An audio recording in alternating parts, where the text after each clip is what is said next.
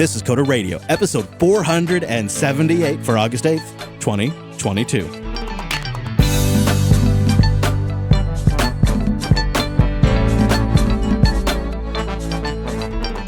Hey, good buddy, welcome back to Jupiter Broadcasting's weekly talk show, taking a pragmatic look at the art and the business of software development and the world of technology.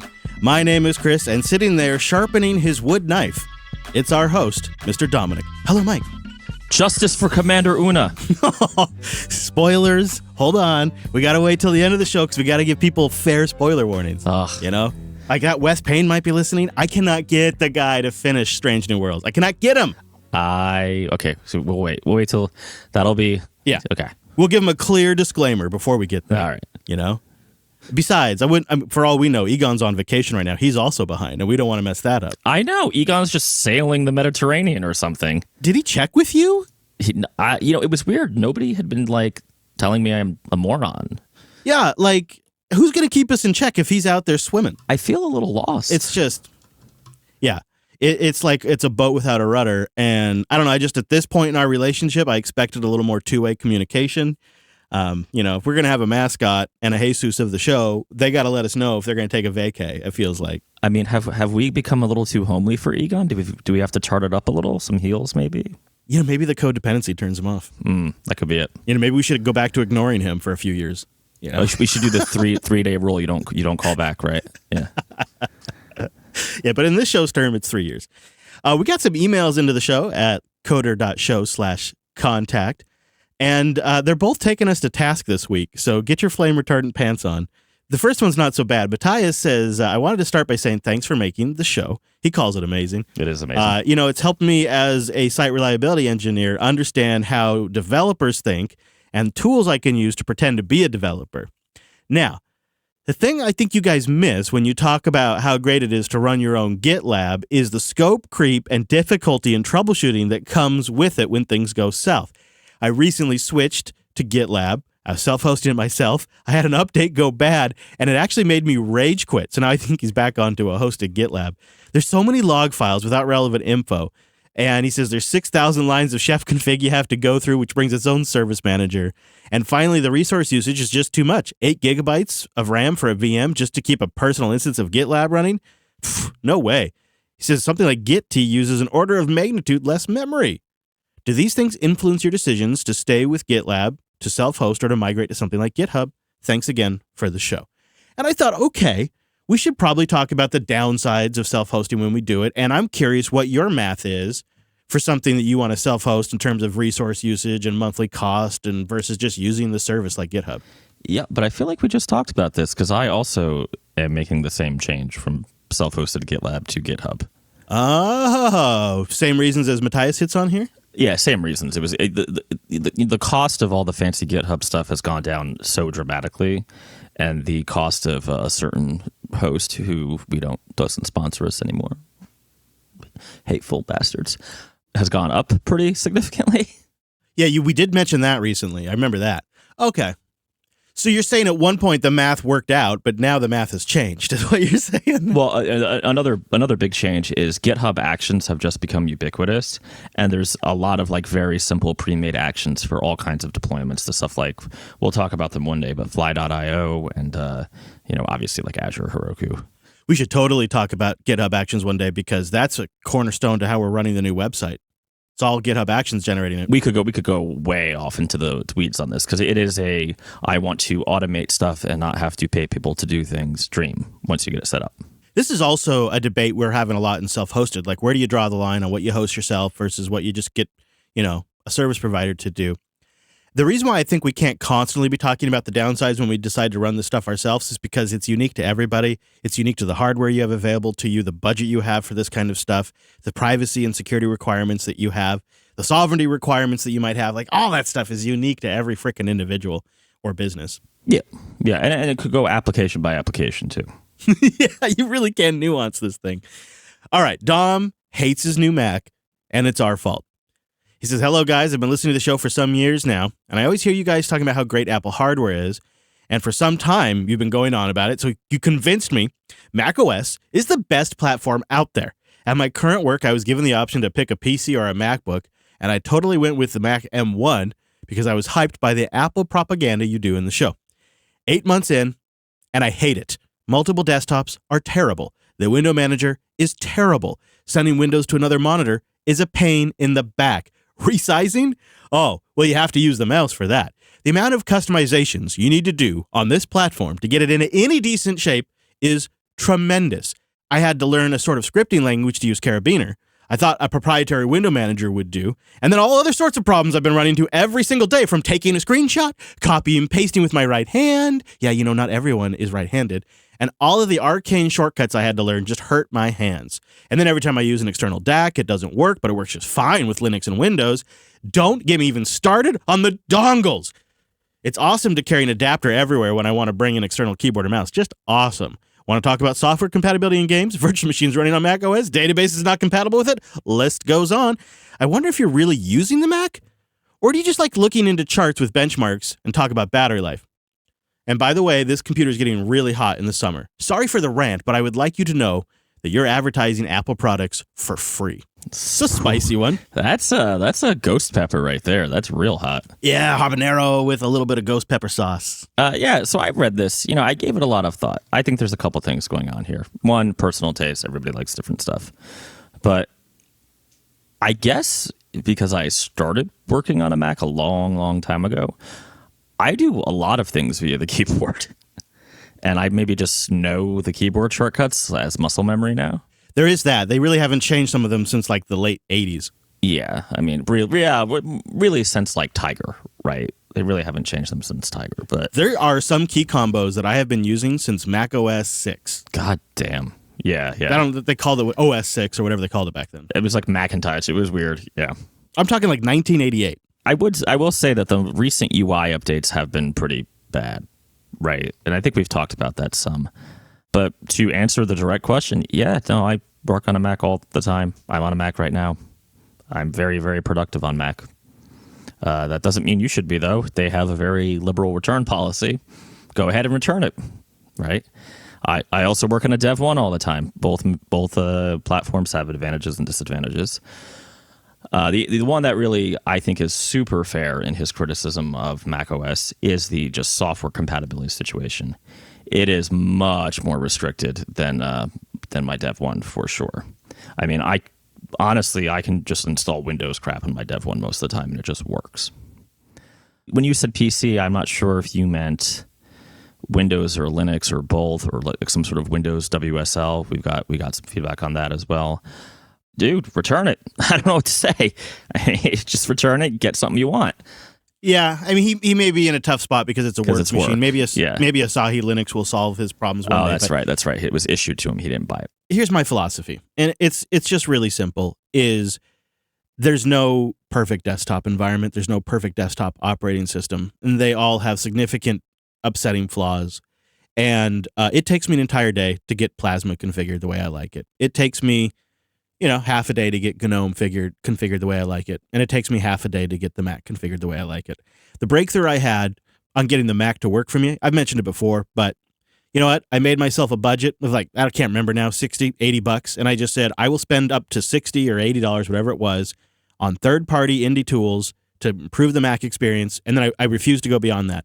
And I successfully got myself into a state that I think is quite usable. I've owned these apps for 2 years now. I supported independent developers, and now the Mac behaves the way I want it to. You know what? That is such a good point, because I realize a lot of my keyboard magic is actually from Magnet. Yeah, you got to have Magnet. You got to have something like Magnet. Because I basically emulate the Pop! OS tiling. I will say that it's to Dom's point here, I feel that way on Windows, right? Like, I get why people use Windows. I get why they like Windows. I just don't care for it.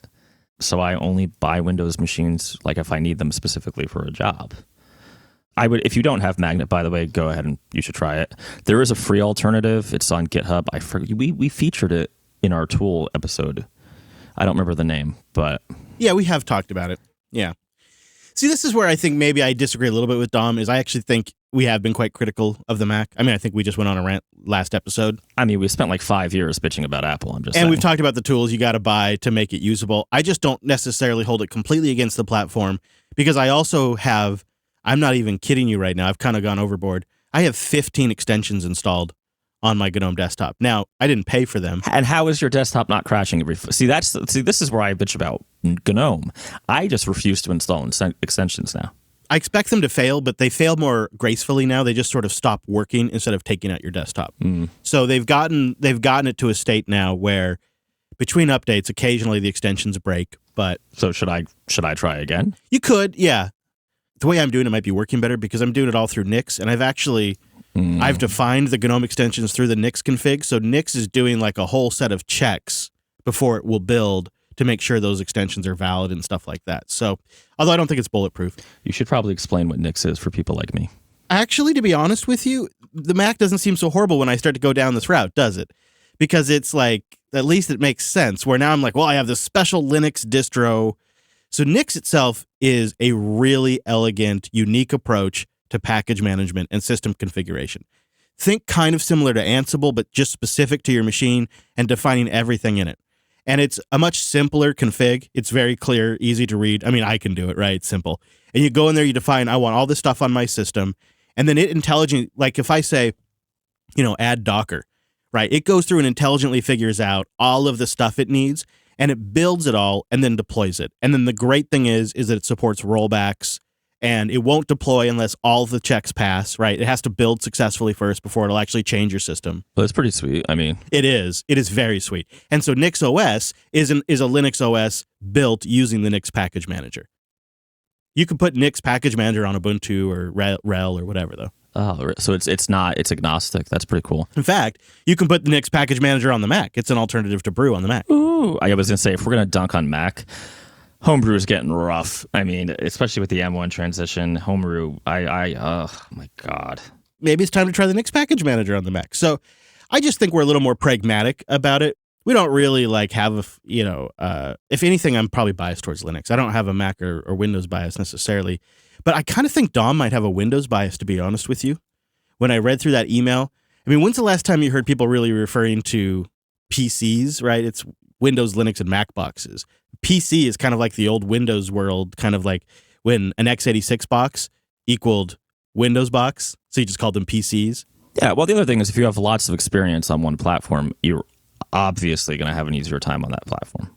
Like there's absolutely a factor in that my mom was super early into Adobe-based, we called it graphic arts back then. So she was super into it. So as soon as Adobe 1.0 shipped, we had a Mac in our house. And that was a long time ago.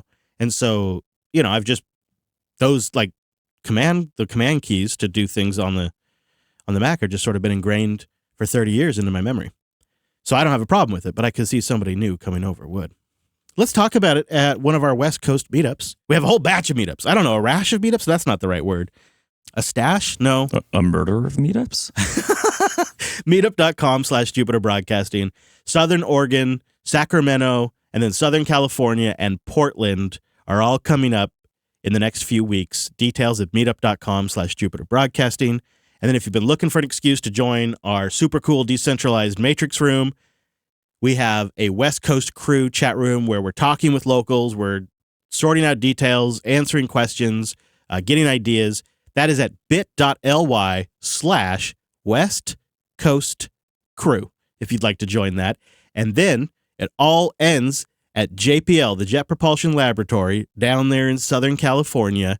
And we have the ability to extend 15 invitations to the audience. It's not a lot, but these are small tours. If you go to coder.show/JPL, you can put your name in the hat. I can't obviously guarantee you're going to get picked. It's a small group.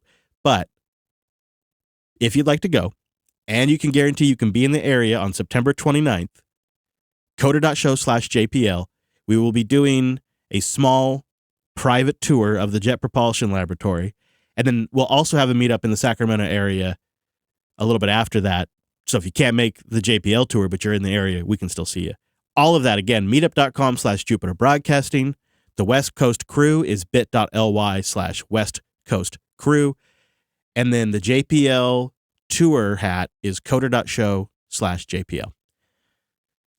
It's the summer, these meetups, we do these meetups in the summer, in part because there is a bit of a slowdown in the tech world. And so it's a good opportunity for us to do this kind of stuff. But it's also, for me, I think it's what actually keeps me going long term is these meetups, because there's something really special that happens at these. So if you can make it, we'd love to see you.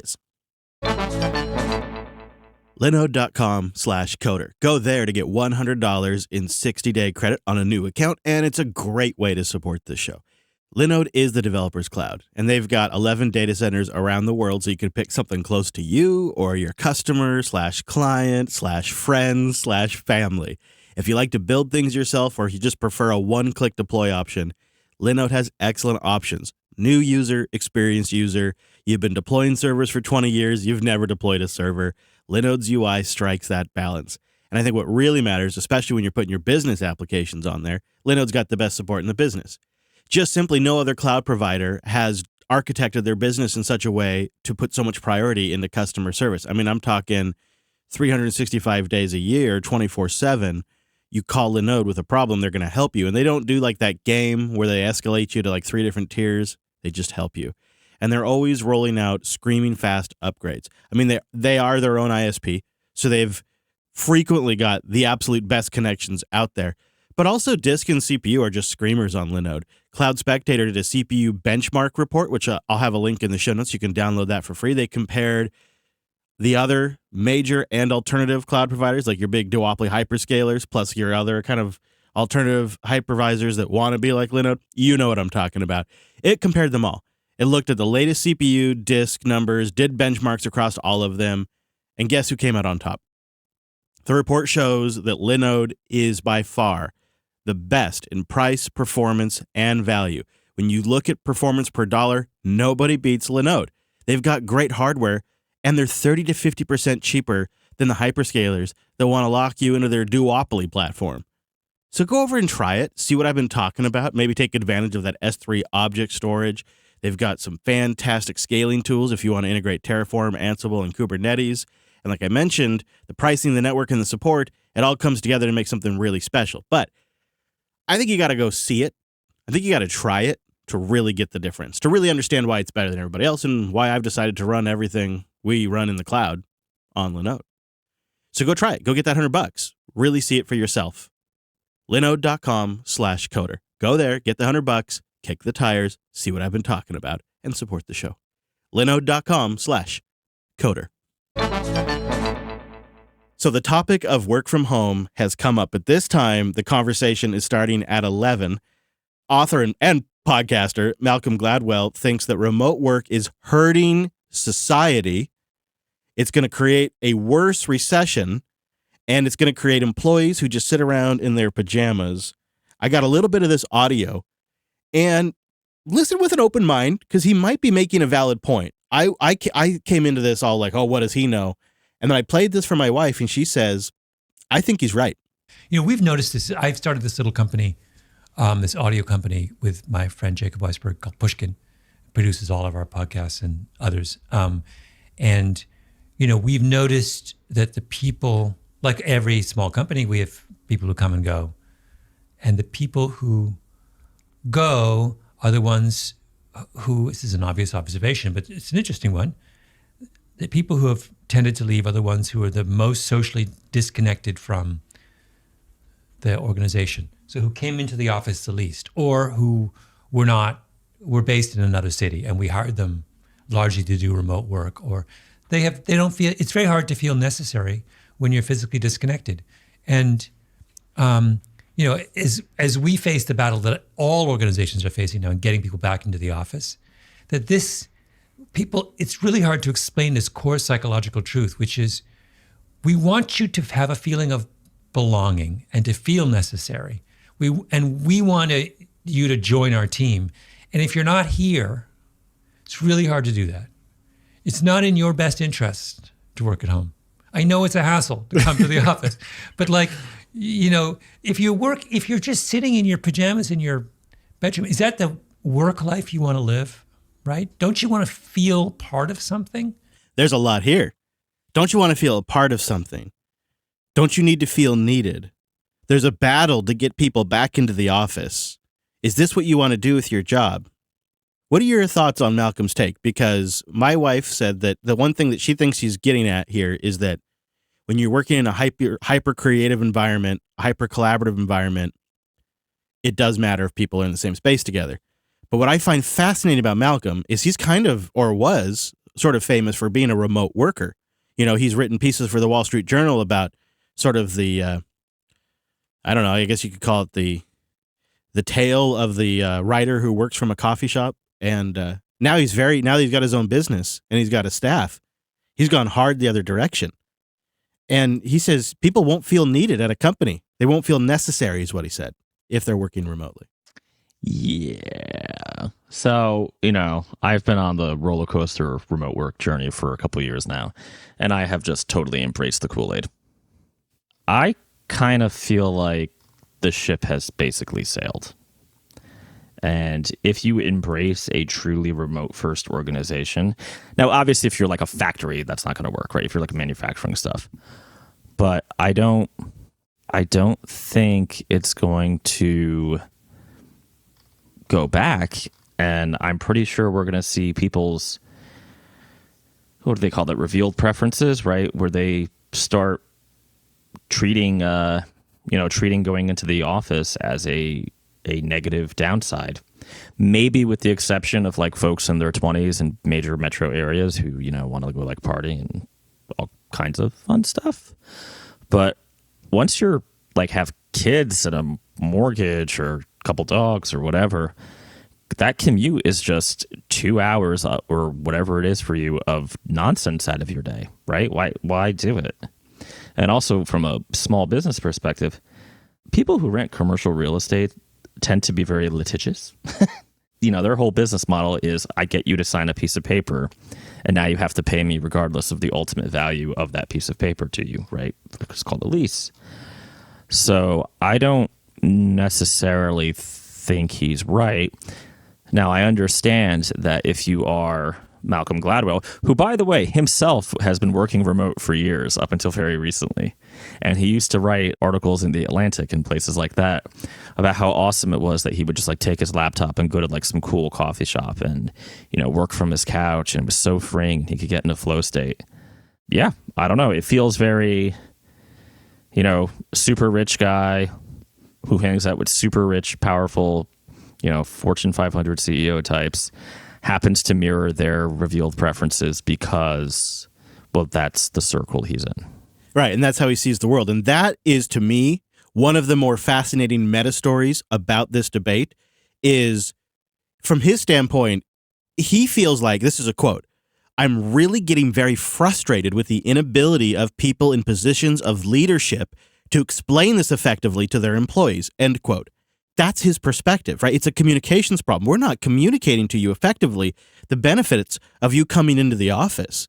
We just need you into the office because we have to have that high level of performance because we need to remain competitive. And you just don't understand. And you're just going to devolve into somebody who stays in their pajamas if you don't do it. And it's this fascinating two viewpoints. His is a top-down viewpoint, and the worker has a bottom-up viewpoint, right? The worker's thinking about the time in the commute. The worker's thinking about how they're not getting to spend as much time with their family when they go into the office as they do when they work from home. And the worker's thinking about the cost of the damn gas because the damn gas keeps going up, or at least it's way too damn high. And those are factors. And then I also think if it's not going to happen this year, it will within 2023, 2024. There is a sound environmental argument to be made. I looked at the data during the lockdown, and we had a significant reduction in greenhouse gas production in the United States. It was actually visible on satellite cameras. Like, there was less smog. It was seriously noticeable. There's data that backs it up, that the lockdowns reduced our carbon footprint. So I think you could pretty quickly find a logical argument that working from home is the environmentally friendly thing to do as a business. One of the things to be a green business is you should have X percentage of your employee base working from home to reduce their carbon footprint. And it just seems like such an obvious direction this is going to go. I'm shocked that some company hasn't touted their greenness as a result of this policy change, which is also going to be giving the employees exactly what they want. So they'll be making employees happy and be boosting their brand at the same time. So it's a foregone conclusion it's going to happen. It's just a matter of who figures it out first. However, I would like to just take a moment here and defend the commute. I think if you get the right commute, and I realize not everybody gets to pick this, and I used to live in a place where I had a real smooth drive, and then as the years went on, it became a horrible place to drive. But now I've with Lady Jupes, I park in different areas where I can kind of choose my commute, and I have a 22-minute drive. It is 70 miles per hour the entire way, each way, and it very rarely has traffic unless there's an accident or something like that. And I find that 22 minutes sometimes is my favorite part of the day because it's this transitionary buffer between maybe a stressful work day and when I get home to see the wife and the kids. And so, whatever I need mentally to get in the state so I don't bring work home to them, I have an opportunity to do there. Maybe it's a podcast, maybe it's music, maybe it's total silence, right? Maybe I take the long way. It's a 40-minute drive. And for me, that has been an absolutely essential mental transition time for me. And so I can some days of the week work from home, but I very rarely do it. I do sometimes because of gas, but I much prefer to separate work and home. And this is somebody who has been doing this for a decade, right? I've been self-employed even when I was working at Linux Academy, I was actually still working in the studio by myself like I was self-employed. There was no change. I was one day I was working for another company, but I got in the same car, I drove to the same place, I walked through the same door, and I sat down at the same desk, and I used the same gear, right? I had the same stuff in the fridge. It was a really weird thing. So I have worked from home, quote unquote, for a decade, and I still prefer to have a separation between where I live and relax and where I work and focus on work stuff. And so the drive to me, it's a 22-minute drive, right? So it's right in that sweet spot. It's not a big deal. But I think if you can get an arrangement like that, there is something to it. And I definitely prefer to have people here than always remote, but I don't need to do it all the time. We can do bursts of people being here, sprints. Yeah. Well, the other thing to keep in mind, too, is we're saying work from home, but what we really mean is remote work, right? You don't necessarily have to sit on your couch 5 days a week. In fact, I would argue that's not a good idea. I mean, most people move around. I think they have to move around sometimes. I would think. Maybe it's just me, but I got to move around a little bit. Yeah, it's funny to see him make this transition, isn't it? I mean, I like his work, but it feels like he's a pretty smart guy, and yet he's not really kind of seeing the dichotomy of his position and the shift. Now that he's a boss, he's not, he sees things differently. Well, it's like any, we had a story that we took out about agile and stand-ups, right? And it's the same thing. Once you're the manager, and I've experienced this myself, once you're the manager, your incentives kind of change, right? You kind of do want to make sure that people are actually on task. And sometimes that's hard to do when they're remote. I don't mean to paint it as a panacea that it's the best thing ever. There are real challenges with remote work. But there are, particularly I would argue for small companies, a lot of benefit to not having the albatross of a lease, and in the insanely competitive hiring market, not being limited to a, realistically 20-mile geographic area. Yeah, that is a huge one, is the hiring. That's absolutely a huge one there. Just kind of on this topic, before we move on, Google's CEO sent out this really awkward email. The revenue growth, by the way. So in the context, revenue growth has not been so great for Alphabet. It slowed to 13% in the quarter from 62% the same time the year earlier. So they're still growing, but it's a difference of a 62% growth versus a 13% growth. And so they're looking out there, they're seeing what's coming down the horizon.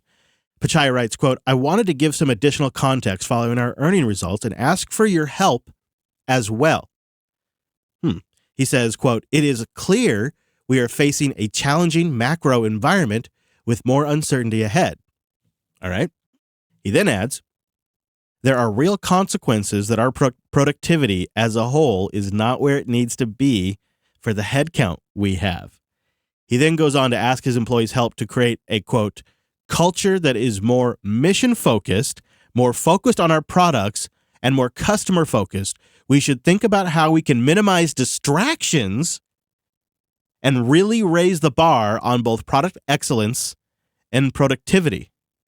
Is Google using the potentially looming recession to dial back the wokeness? Is that what I'm hearing? Or is he pet projects? How am I supposed to take this?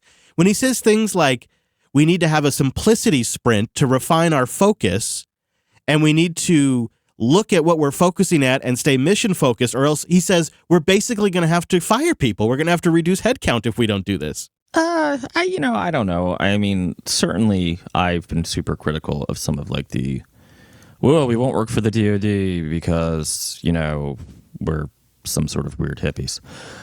But Google, my understanding is Google today is not Google as it used to be. It's extremely bureaucratic.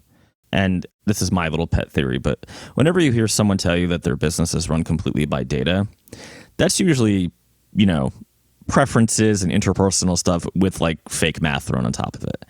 And I'm pretty sure look at how many chat programs has Google bought and released and killed and blah, blah, blah, blah, blah.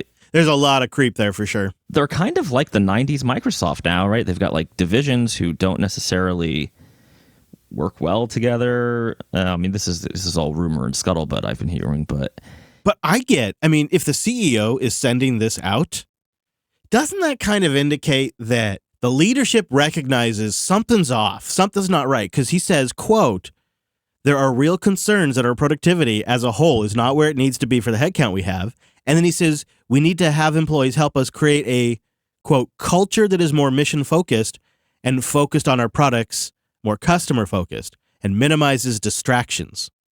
And when he says a culture, they want to change the culture, a culture change, that feels like they're recognizing systemic issues.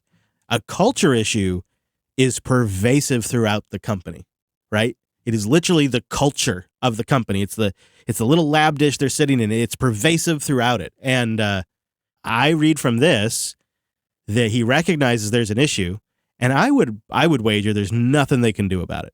Just it's at their size with their momentum, it's too late. They've sort of set their course. It sounds like the guillotine is coming down for a whole layer of middle managers, right? Yeah, we all know this. At some point, the process is good.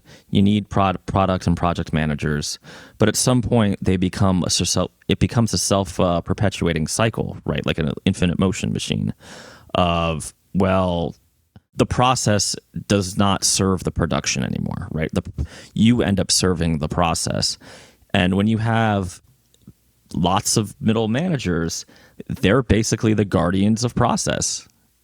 Now, I'm not saying managers are bad. I, in many ways, am one, half and half, right? But for a lot of them, the only way they can scale their job is by following the process. And so it just becomes a numbers game. Well, then you have a project manager and like a director, and then a junior VP and a senior VP and an executive VP. And then, up and up and up. And everybody's got their kind of paper trail that they need filled out. You see this a lot if you ever have to deal with like local government, where it turns out a lot of the time, the reason, and this is another issue that process-oriented people tend to overblow. There's all kinds of crazy shit. If you've ever had to get a permit for something, you know this. That makes no sense, except if you go back, like one time in 1982, there was some problem, and some city councilman or city councilwoman passed an ordinance because this shall never happen again, right?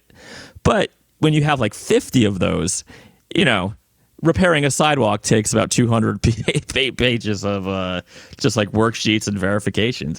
It's dumb. And that's what happens as companies get bigger. The chief offender in our world used to be Microsoft. They were at the point where there was that famous cartoon of the different Microsoft divisions holding pistols at each other. Because not only did they have tons of middle management, tons of process, but they had to compete with each other because of their insane stack ranking system, which is every year they would fire 10% of the people. And it was, quote, data-driven, but it was really a popularity contest for the executives. And, of course, Google is famous for having the OKR system. So they have their own system. It's kind of like stack ranking light, right? It's the term stack ranking, the Gen Zers freak out now. So I don't know. It's a very common problem for big companies. It's a very, very tough thing for them to fix. Some of them, it's inherent to how they are built. And I would think you might be right. This could be, if you were a large publicly traded company that had a significant portion of like all of the ad sales in the entire industry and you were Google and there's lots of stockholders, et cetera, right? You don't just announce a massive layoff. Well, that'll screw with your share price. Yeah. Right. That spooks the market big time. You layer it. You kind of start with some warnings that, hey, we're doing a hiring slowdown. We see some macro issues. That was 2 weeks ago, 3 weeks ago. Now this week, we have this memo that leaked, quote unquote leaked. But come on, he knew it was coming out. That's why he phrased things the way he did. You send an email to 50,000 people, it's going to make it to the press. Yeah, he probably leaked it himself, right? I mean, I don't know. Yeah, I mean, he may have, why not? Just go straight from the source. So then this memo leaks where they talk about how we need to have a simplicity sprint and we need to refocus and we need to make sure everybody's mission focused. And he talks about the head count and how he identifies that as a potential issue. You kind of could see, like, as maybe recession news picks up, if it does, and all of that gets worse, Google would just continue this layering strategy where they're kind of preparing the market so that way the market can price the news in ahead of time, and then they'll announce the layoffs if that's going to happen. Well, and there's also the dark side of this, right? I would not be surprised if they do not, at the upper echelons, have a list of all the people who've either, engaged in social activism that has embarrassed the company, or definitely the defying them working on giant multi-billion-dollar government contract thing. That's, those people are going to happen. They're not going to get fired. They're going to get a nice severance package, and their position's going to have been eliminated. They will no longer be working on that project anymore. Google's going to spin that down or that feature. Right, because no employer wants to have an employee that is effectively untouchable in the organization, right? It's no such animal like that exists. Tailscale.com/coder. Go there to get a free personal account for up to 20 devices, and you support the show. Tailscale is a zero config VPN. It'll install on any of your devices, any of your OSs in minutes.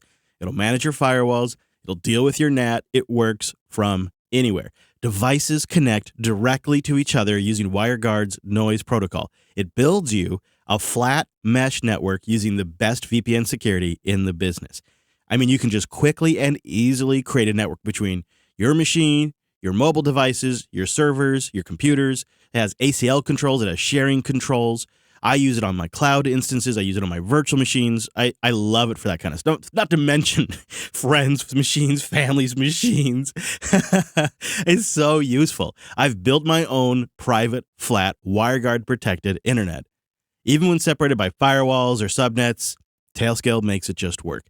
And Tailscale recently introduced Tailscale SSH, which allows you to establish an SSH connection between devices in your Tailscale network using your access controls. You don't have to manage any SSH keys, and the authentication connection is done with WireGuard.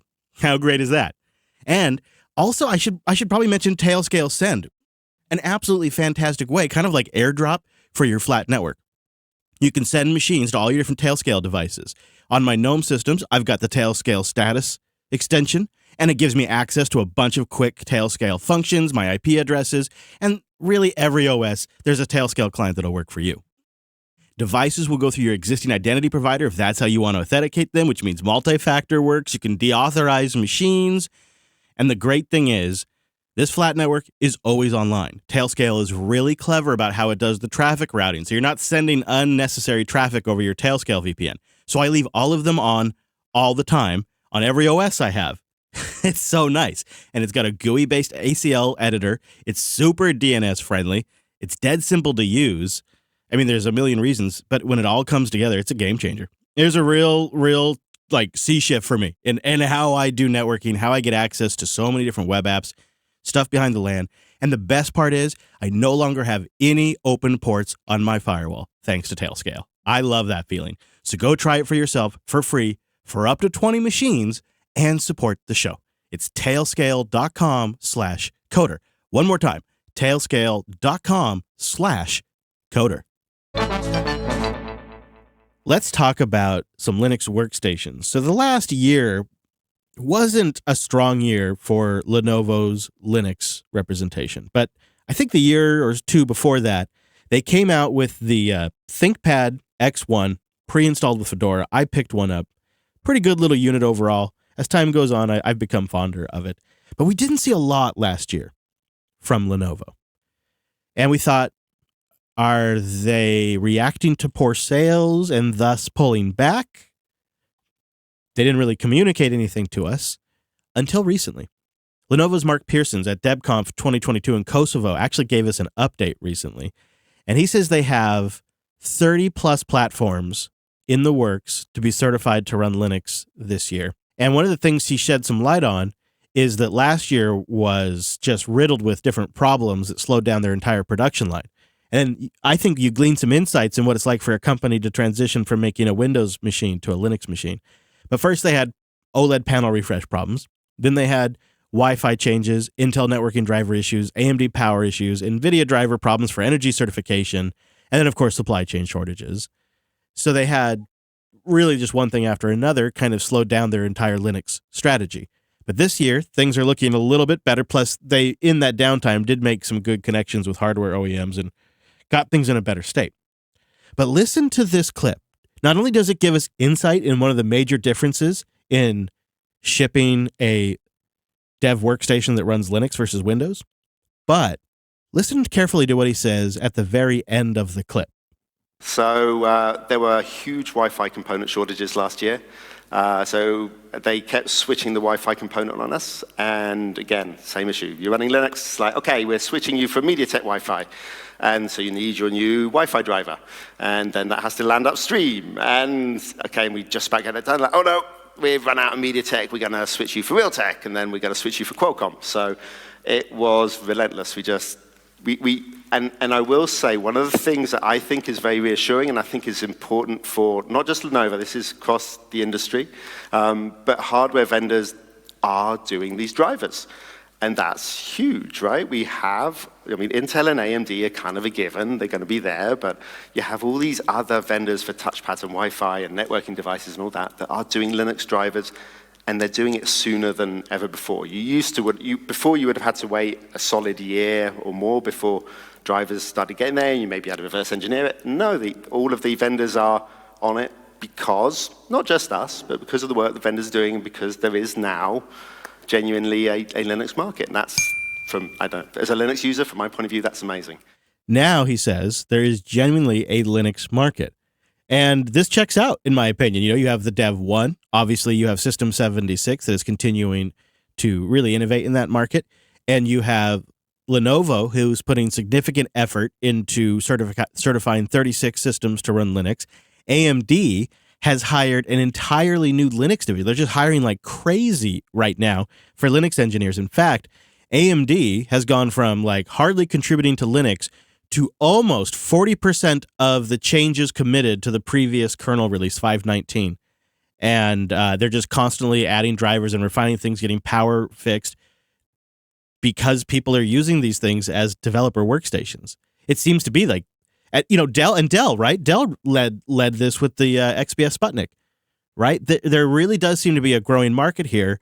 So you have this customer base that HP is taking note of, Lenovo's taking note of, Dell's taking note of, basically sustains System 76.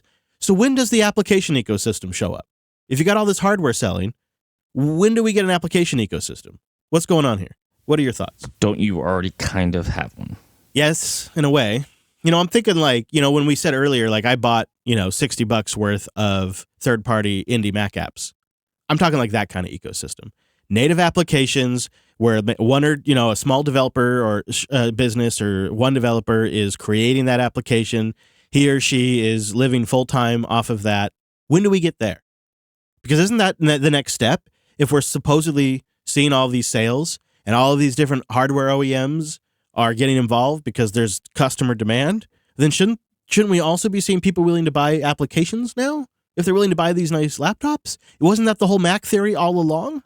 Well, there's a couple of things going on here. One, it's still not that huge of a percentage market-wise. I would argue that buying the Mac indie application market is itself suffering. It's not what it was.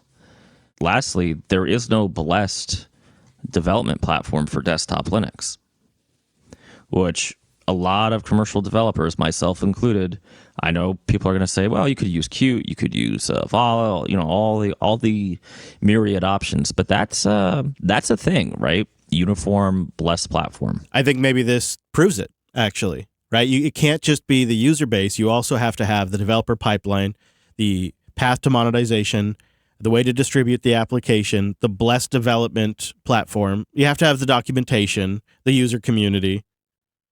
Crap. So it's going to be Electron for the rest of my life then. Cool. All right.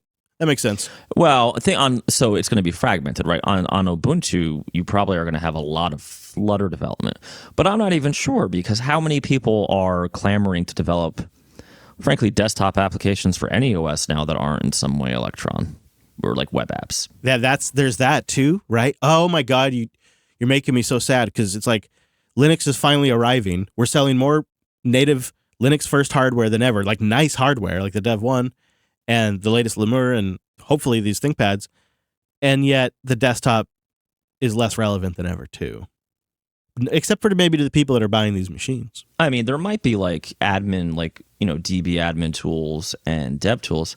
But the other thing we're seeing is like, think about VS Code, right? VS Code shot a lot of the paid for text editor market in the face. Yeah, it did. I mean, I don't know anything, but I get the impression that the Nova text editor, which was supposed to be like the TextMate successor brought to us by the good folks at Panic, just hasn't taken off.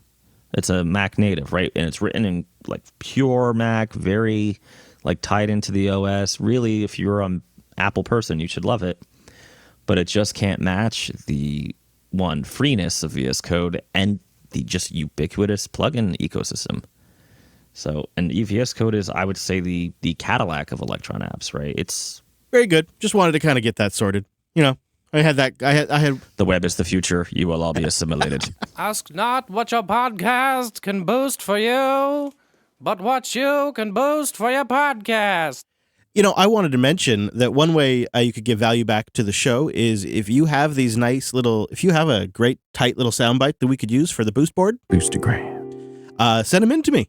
I'd love to add more variety to the board. Mega Strike 3 boosted in with a handsome row of ducks, 2,222 sats. I'm a duck, D-U-K duck, loaded with talent. Hey, Chris and Mike, as an aspiring software engineer, I love the show. You've talked in the past about your kids playing Minecraft. Have you heard about the controversy around the 1.19.1 moderation update? I see Minecraft as an example of an open source game, and this update makes me worried about the future of the game and the community. I'm curious to hear your takes on the situation. Thanks for all your hard work. So the new feature they're rolling out in the 1.19.1 update is player reporting. So if somebody says something bad or harasses you when you're playing in a multiplayer environment, you can report them to Mojang Studios, and then Mojang can review it. And if they decide to ban you, they ban you from all Minecraft realms everywhere, because it's all tied to your Microsoft account now. There's different levels of action that they will take. And it's sort of taking it out of the hands of the server admins who run their own Minecraft servers and could ban people individually on a per server basis, and putting it at a global level, kind of at Microsoft's level. And as you can expect, there has been a massive backlash to this news. I mean, thousands and thousands and thousands of comments on Reddit and other platforms, mostly from people who run their own servers. There's also like some profane servers where like it's the intention is just to be ludicrous off the wall with stuff, and they're worried that those could all get shut down. But as a dad, I'm curious to know, what are your thoughts around Minecraft and this player reporting feature and adding banning features like this?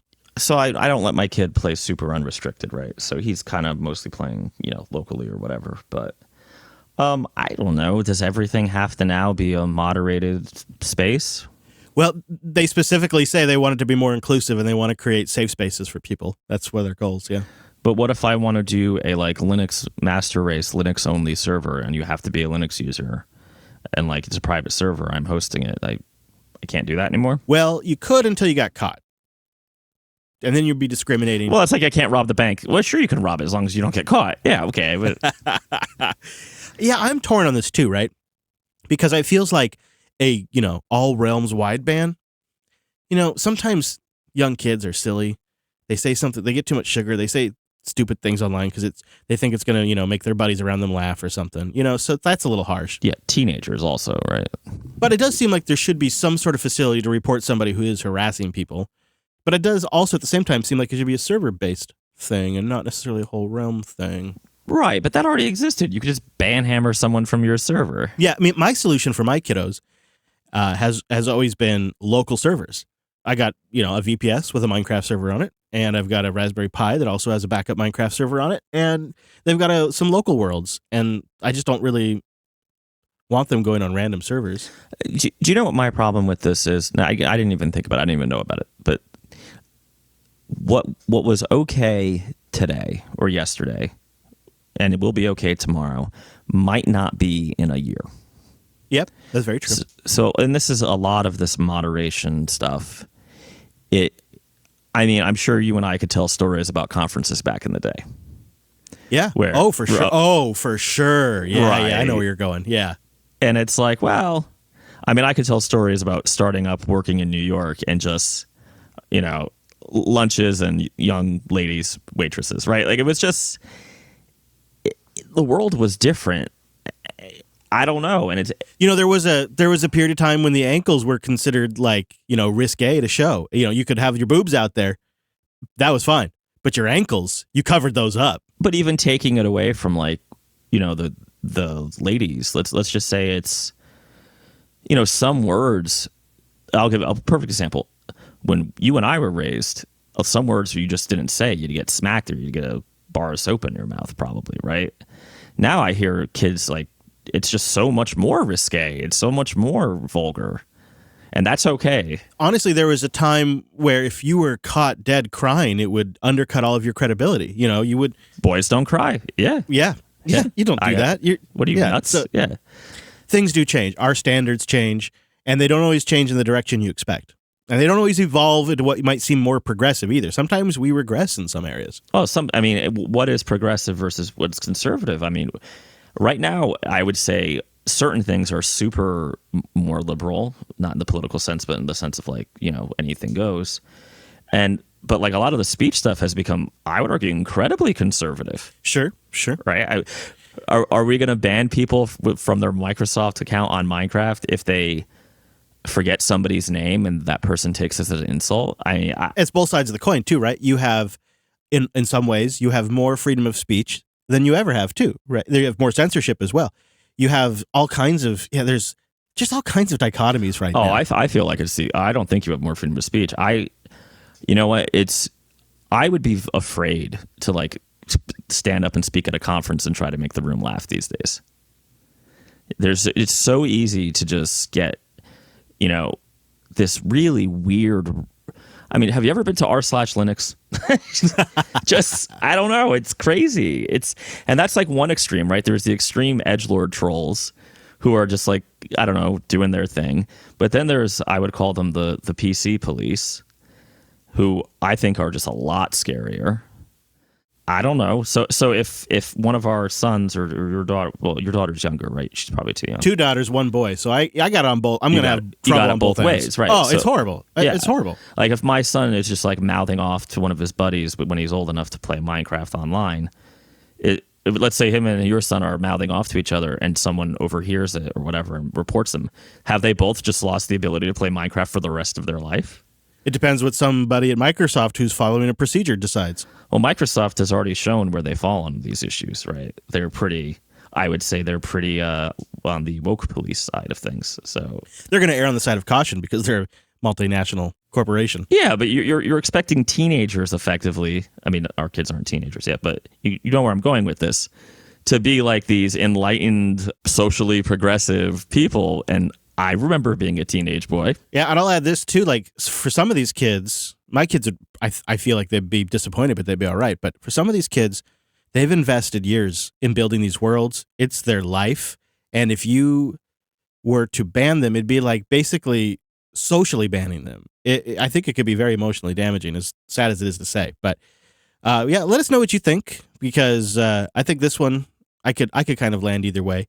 We got another boost in from KP with another row of ducks, 2,222 sats. He says, I'm upgrading my number boost here. Plus, I'd say let's get Wes back on the show sometime. I'd like a little closure love on the show. Yeah. I'll liquor him up sometime and ask him about that. He also says that I wonder if, I think we were talking about something being built on Java. He was giving us some feedback on that. But well, you know what? I think you know what? KP might be a Wes super fan. And who's not a Wes super fan? He says, "Here's an idea: have Wes join the show all the time." He says, "It would be Mike the pragmatist, Wes the idealist, and Chris the referee." I like the idea. The problem is that Wes Payne is a working developer. He's out there building stuff and doing those mandatory stand-ups all the time. Oh. Every now and then Wes will send me a screenshot or something, or give me an idea of like what's his calendar look like, and it's just like, there's days he's got so many meetings, I don't know how he's getting anything done. Wait, can we make a Minecraft server where we consider stand-ups hate speech and just get people's Microsoft account, man? That seems pretty legit. Yeah. Yeah, I like that. Hey, you know what? Let's do a Fauci boost from Red Green Factor, who sent in Fauci? Yeah, 2048 sats. Boost. This guy's such a great voice, It's very recognizable. All right, brace yourself. Here's why he uses Vim. And we got a lot of feedback on this, okay? I'm going to go through it. I'm also going to link to just some of it in the show notes that I think is the ones that are worth reading. Not to say the other ones aren't, but some of these, like, I don't know if you saw Brandon's email, but Brandon sent us in this beautiful explanation of why he uses Vim. And like, I totally get it after reading Brandon's email. So I will link to that in the show notes, but I wanted to read this from Red Green. I still use Vim because it supports my workflow the best. NeoVim supports LSP, and now I get all of the smart completion that VS Code has inside Vim. I have the power to customize the behavior exactly the way I'd like it to work. That's a recurring theme, is people are essentially building their own tools over and over again. Because TrevDev boosted in with a boost. Boost. He says, the reason why I use Emacs or Vim is because it's more accessible. It doesn't require almost 2 gigs of RAM. Both Emacs and Vim are free software and tend to fall more in line with free software ideals. That matters to him. Both Emacs and NeoVim are centered around the minimal core, which he likes, and he builds it up. He's got extension languages from there. And of course, Emacs uses eLisp and NeoVim uses Lua, which he likes. This is how passionate he is. He comes in with a double boost to continue for another 2,500. He's like, I got more. He's sending another 2,500 stats to tell us this. He says, both editors have decades of investment from the communities at large. Emacs in particular has 40 years of community effort to build up the software. There isn't much you can't do with it, as it will do whatever you can tell it to do in Lisp. So if you can make it happen in Lisp, you can make it happen in Emacs. NeoVim, which is extended by Lua, will eventually catch up to Emacs in parity. Those of us who choose a fully extensible editor do so because we enjoy that experience. Again, can't disagree. If that's what you like, I can totally understand. You got to be like in your zone. And then a third boost to finish it off. Like I tell you, people are passionate about this. Another 2,500 sats. Third boost from TrevDev, which has got to make him probably the top supporter of the week. He says, for myself, I use Emacs, and it does the following for me. Anything I want out of VS Code for code editing, aside from LSP, Emacs already did what VS Code could do now. It does Lisp too, but my agenda is I like to have an organizer and a personal journal, an email client and a newsreader, a static site generator without Hugo 5, with and without Hugo 5, IRC and Matrix client, a music player, a shell emulator, a word processor, a PDF viewer. He has all this up, and he has time tracking, an invoice and a calculator, and then one terminal where he's got a ton of this stuff in Emacs. And that sounds pretty powerful. I get it. My buddy Alex from Self-Hosted also really did a deep dive on Emacs. He made it sound pretty appealing. He really did. So I'm not switching, but I get it now. The question that we asked was, why were people using these today over something like VS Code? I figured part of it would be because it runs in the terminal, which sounds like it's a factor, but it's clearly more than that. Okay, I think I might be done talking about text editors. Yeah, we don't want to. I don't want to get canceled by the, Yeah. the Emacs GNU people. Yeah. No. All right, Wooden 501, 3,000 sats. B-O-O-S-T. Just about rounding us out here. Why Vim? Because sometimes you just need a text editor too. That's true. He also likes it for his Docker stacks, editing in Docker config. And sometimes he says an IDE can just get in the way. All right, here's our last one. Thank frickin' goodness. I'm sorry we even asked. We got a boost from OA Guy 1. Thank you very much. And here's something for your trouble.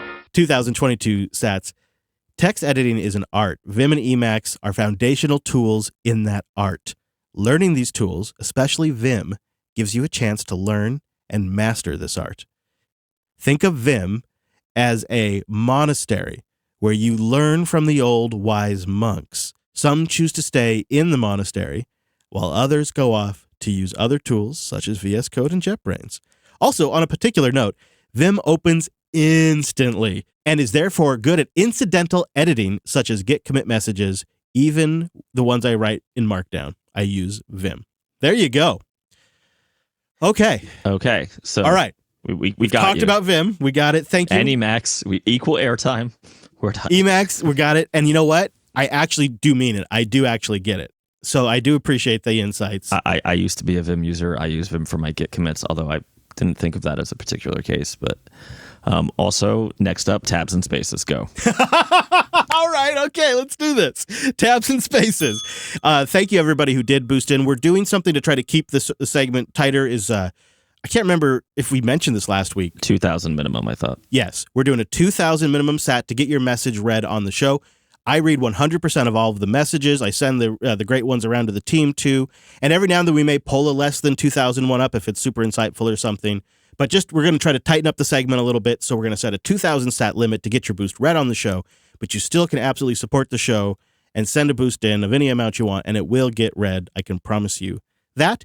And you can try out a new podcasting app to send in a boost. I like Fountain FM. I'll have a link in the show notes, which links you to my account.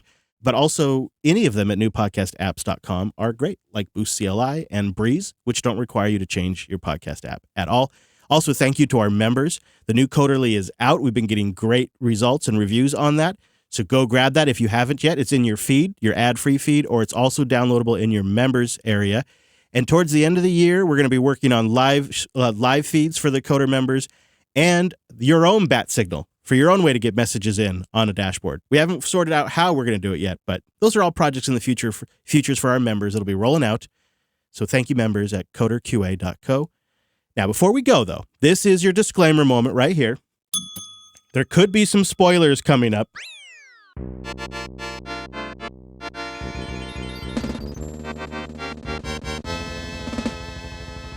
Mr. Dominic has completed Strange New Worlds and is damned upset. I have been sitting here with a barely below the surface boiling rage. First of all, the allegedly enlightened federation where you can do whatever you want, you don't have to worry about money and blah, blah, blah, blah, blah, is in fact extremely racist.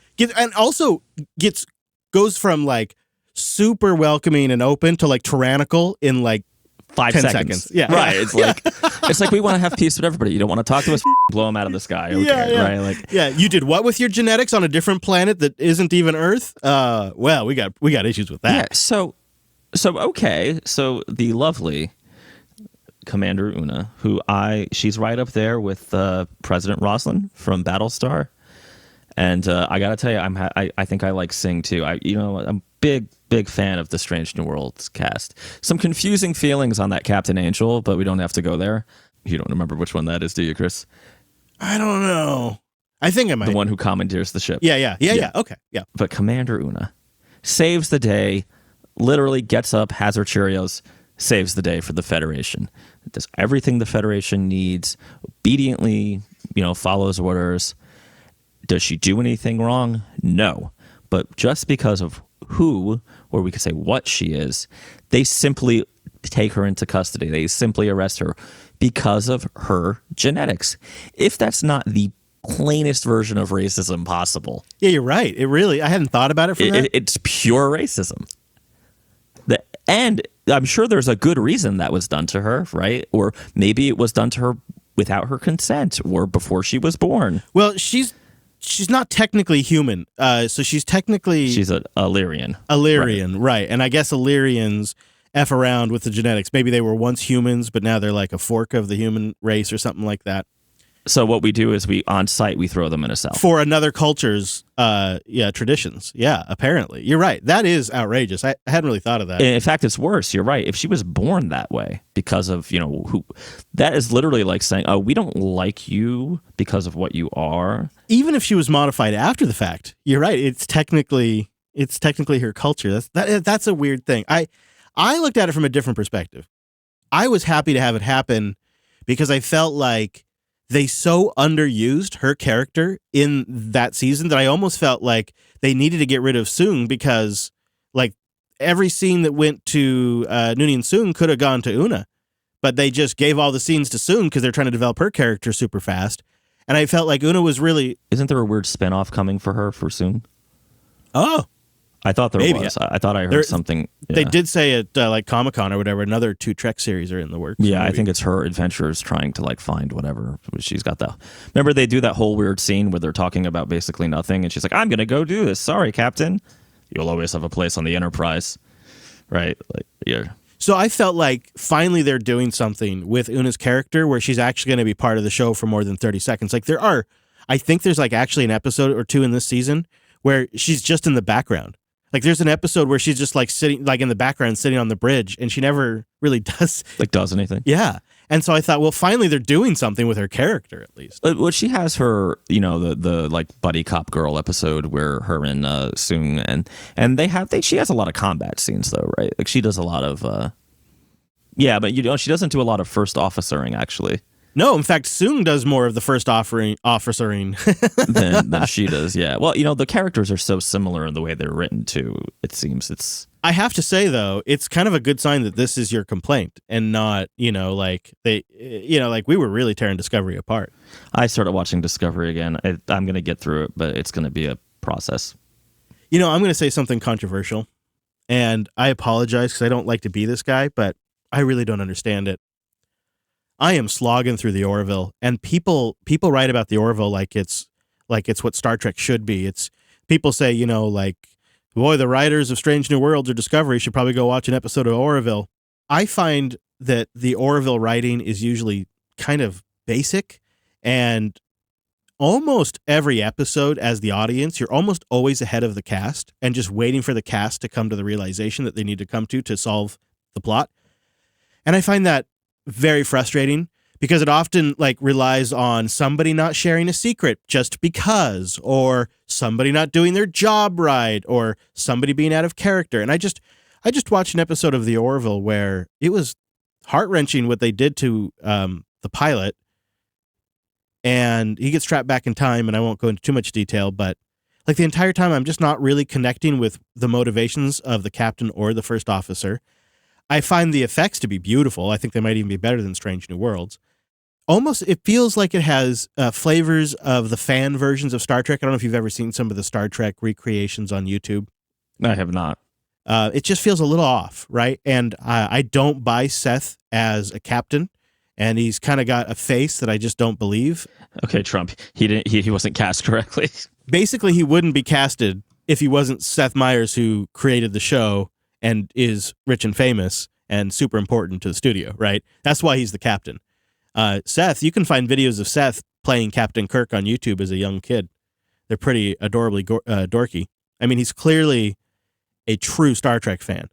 And he's clearly been inspired by the next generation to create the Orville. But I find it's too long, it's doddering, it's sort of basic writing at best. And the characters, none of them feel totally believable. They all feel like actors playing a character to me. And I can't get past any of that. And yet I hear so much praise for it. And I always wonder, there's things I come across in life that I think are kind of second rate and sort of a cheap knockoff. But then I'll hear other people praise it like it's so fantastic. There's a little bit of this with iOS and Android for years. And I always struggle with that because people will make really good points. And I'll be like, yeah, I can see why it appeals to you. And I'm glad you enjoy it because I am glad they enjoy it. So I've only seen one episode of The Orville. And for me, I also don't like it. It was the tone. And then I read the description in whatever it was, Apple, where I bought it. The word dramedy is always a big red flag for me because the tone, it always, you have to pick one. Discovery is like getting lectured on Twitter.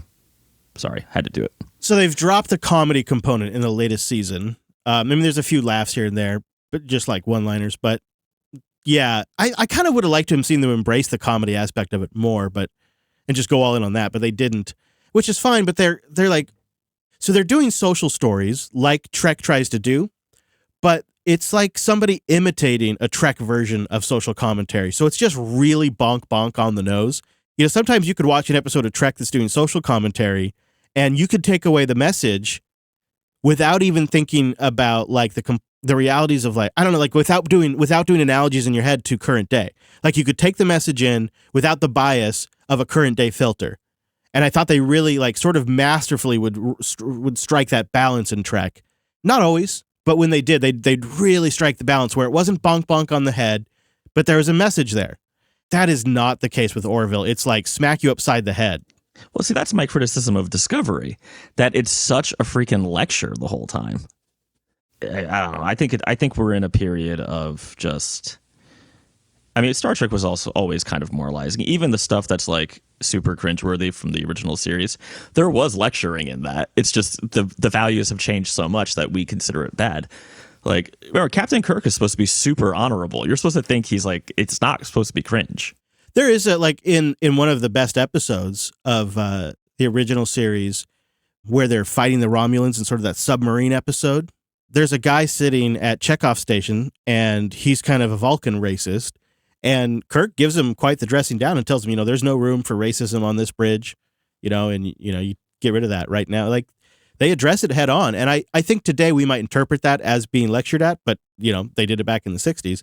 But it was also sort of like the style. Like, Kirk gives him, like, a dressing down. Like, you listen up, mister. And, it's like, it's not like Kirk isn't crying and, like, giving, like, this close-up to the camera where he's, like, breathing into the lens. He snaps at the guy on the bridge. Right. He's not asking for empathy. He's not asking for everybody to understand each other. It's just like your dad yelling at you, right? Like, I don't care what you think. Just do it. You behave, mister. Yeah. You get your act together. And I think you and I have both definitely done that more than once to our kids. Anyways, let us know what you think. I thought overall Strange New Worlds was great. I think it's awesome. You know what? I've read the criticism that it's like Star Trek by the numbers, but Discovery is so damn weird. And the cartoon one I haven't seen yet, but I thought that season finale of Strange New Worlds was very clever. I thought it was awesome, right? Although I did like more spoilers. I really liked the blue dude, the Andorian dude. Oh yeah, the engineer. Yeah, I did too. Yeah, the Ren Fair episode was super weird. I think they're making room for Scotty. They're going to bring in Scotty. I think so. I mean, I would imagine if they've got a 7-year plan, I bet you they just slowly start incorporating. They already have a 7-year plan. No, I mean if they did, right? If they have a multi-year plan, why wouldn't you just like start incorporating the TOS cast? Because like then you get fanfare every time you bring back one of the classics. You got to get it right with Uhura, which by the way, rest in peace. Well, and they brought back a significant character from TOS in the season finale, and they played the voice of a significant character from TOS in the season finale. Yes, they did. So I think you'll see that. And they'll sort of be building up to like Kirk's Enterprise, and they'll get a bunch of PR buzz every time they bring one of these characters back, and they'll spark a whole debate of it. Are they good enough? Are they like the character? And the whole thing. They're gonna milk it. It's brilliant. It's absolutely brilliant. I don't know how I'm gonna like it as a Trek fan, but putting my producer hat on, chef's kiss. Brilliant. You know what it is? Strange New World is not trying to be the next generation, where Discovery is like taking all the next generation kind of more political, progressive, whatever, and just turning it up to 11. Strange New World is trying to be the original series, just like, not get protested against, right? It's hewing the line. It's recognizable. It's, that one episode with the Romulans was beat for beat the episode from the original series. Go ahead. It was great. And they're adding a new visual style that I think is brighter. Fantastic. It's better. Yeah. It's more in line with the Trek universe. And so that all comes together. And I like all of the characters. They all seem like good actors. They all seem like believable people in those roles. They all seem like, like they really are those people. And they actually seem to have pretty decent chemistry too, which they don't always manage. I don't necessarily, that chemistry feels forced in the Discovery. In Discovery, yeah. Yeah, crew. But anyways. All right. Well, they're all better than Babylon 5. So, which is still just awful. With that, Incendiary, is there anywhere you want to send people before we get out of here? Yeah, go watch Strange New Worlds. Do it. All right. Do it. You can also follow him on Twitter at Dominuku, the company at Madbotter Inc. I'm at Chris Elias. This show here at Coda Radio Show. Links to what we talked about today? Oh, yeah. Coda.show/478. You'll find them over there. Also, our RSS feed. So if you want to just get this show every single week, that's there too. And then last but not least, I invite you to join us live at Jupiter.tube on Mondays, noon Pacific, 3 p.m. Eastern. Come join us, help us title the thing, and hang out. Anyways, with all that, thanks for joining us on this week's episode of the Coder Radio program. See you next week.